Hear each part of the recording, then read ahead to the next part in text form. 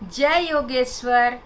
मैं रीना कुमारी सिंह श्रीमद् भगवत गीता के 12वें अध्याय में भगवान के द्वारा वर्णित धर्मामृतम के 36 गुणों में 19वां गुण उदासीन के दूसरा एपिसोड के बारे में कहने जा रही हूँ।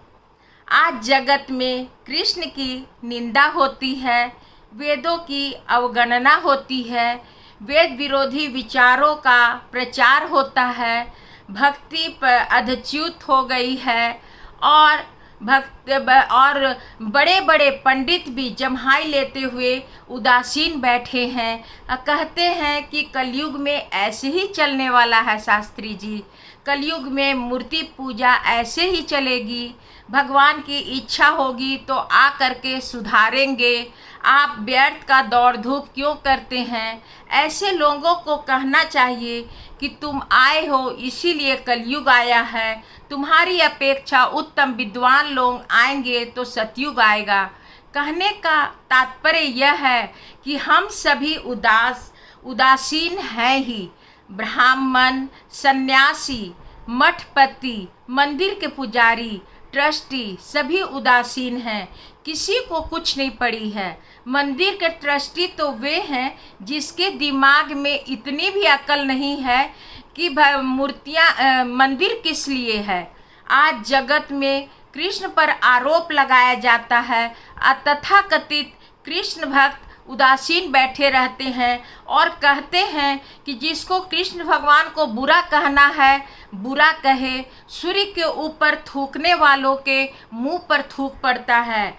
ऐसे कहने वालों की संख्या बढ़ने लगी तो भगवान किनारे पर जाकर बैठने ही वाले हैं। आज बहुत से लोग चिल्ला चिल्ला कर असत्य बोलते हैं तो वह सत्य लगने लगता है, इसलिए असत्य का नींव ही कुचल देना चाहिए। जब कृष्ण भगवान को ऐसी उपयोगिता, ऐसी ही भगवान को यदि ऐसी उदासीनता चाहिए तो आज चारों ओर ऐसी उदासीनता ही जगत में होती है। शिक्षा के 4 स्तंभ, पालक, बालक और संचालक और शिक्षक सब उदासीन हैं। मालिक, मजदूर, राजनेता, समाज सुधारक, धर्मगुरु सब उदासीन हैं, परंतु भगवान को ऐसी उदासीनता नहीं रुचती। हम कार्य करने में उदासीन और फलार्थ दक्ष हैं, लेकिन भगवान कायार्थ दक्ष और फलार्थ उदासीन प्रिय है। इसलिए भगवान ने दक्ष उदासीन शब्द का एक साथ प्रयोग किए हैं। गीता का प्रचार करना है, वह घर घर और झोपड़ी झोपड़ी में पहुंचाना है। गीता सत्य सिद्धांतों का प्रतिपादन करती है। गीता को अपनाए बिना मानव का सुधार नहीं हो सकता। ऐसे कहने वाले भक्त बनने का ढोंग करते हैं, काम नहीं करते हैं, यह उदासीन है। सृष्टि का संविधान यह है कि जगत में किए बिना कुछ नहीं मिलता। जगत का निर्माण कर भगवान ने यही पहली शर्त रखी है। भगवान पूछते हैं कि क्या तुम प्रभु कायार्थ दक्ष और फलार्थ उदासीन है? यदि जो फल में उदासीन है वही निरपेक्ष हो सकता है, होना ही चाहिए। आगरा जिसका छूट गया है वही निरपेक्ष हो सकता है। वह निस्वार्थ भाव से कार्य करते रहता है। फल मिलना है तो मिले, न मिले तो कोई आकांक्षा नहीं। जगत को सुधरना है तो सुधरे, लेकिन अपने कार्य में कोई ढील नहीं। सुकरात ने कितने ही सत्य सिद्धांत का प्रतिपादन किया, लेकिन लोगों ने नहीं माना। सुकरात को जहर दिया गया, वे खुशी खुशी पी लिए, लेकिन वे अपने सिद्धांत से विचलित नहीं हुए और न जेल से भागे। हालांकि उनके मित्रों ने उन्हें जेल से भागने के लिए प्रेरित किया। सुकरात का जीवन उदात्त है।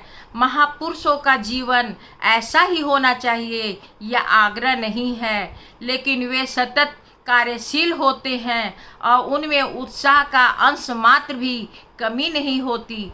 किसी लोगों को यदि पूछा जाए कि जगत अच्छी होनी चाहिए या नहीं तो वह कहेंगे कि जगत अच्छी होनी चाहिए, करूँगा ऐसा वे नहीं बोलते, क्योंकि इसमें उन्हें अहंकार लगता है।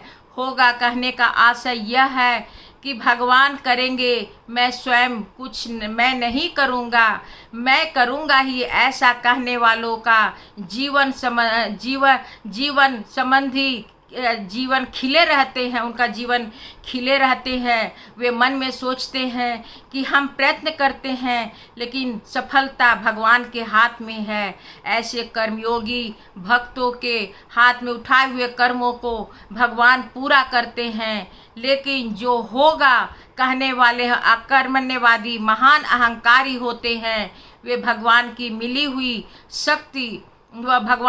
हुई शक्ति को पर अपना स्वामित्व और उनके प्रयोग पर अपना सर्वाधिकार मानते हैं। बुद्धि की अंतिम फल क्या है? बुद्धि का अंतिम फल अनाग्रह है, अपने काम करते रहना, अब फल की आकांक्षा नहीं करना। गीता पढ़नी है इसलिए पढ़नी है, स्वाध्याय करना है इसलिए स्वाध्याय करना है। इससे लाभ क्या होगा यह 12 वर्ष के बाद देखना है।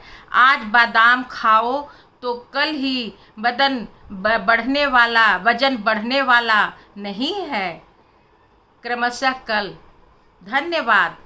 यदि यह एपिसोड अच्छी लगी हो तो लाइक और सब्सक्राइब अवश्य कीजिए।